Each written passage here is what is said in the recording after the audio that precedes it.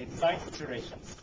These are some of the, I would say, basic things that we have to think about when we're designing new playgrounds. In addition to the site-specific issues of safety and security, these are the things that we need to think about when designing playgrounds. There are playground safety guidelines. It's called the Consumer Product Safety Commission Guidelines.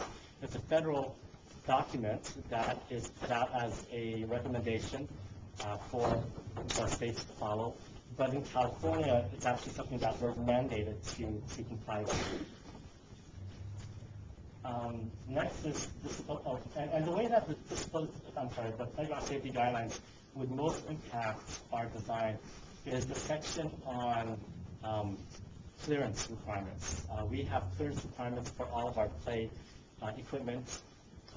It varies depending on the type of play equipment it is, but what this does mean is that our playgrounds will need to be larger to contain the same amount of play space for the equipment that we had previously. So today we design the same playground with the same elements that we have in Franklin Square. We would probably need a larger space. Disability access.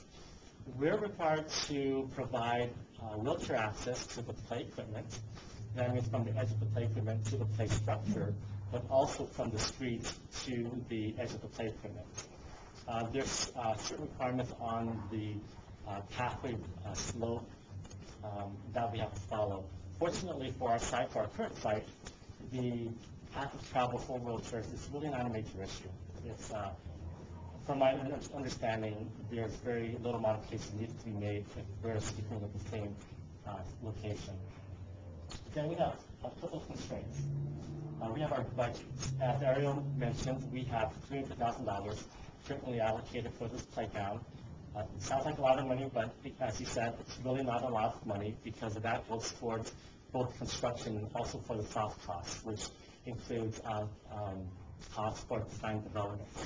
Fortunately, the Friends of Franklin Square is funding the portion of this phase of the project, which is the concept design development.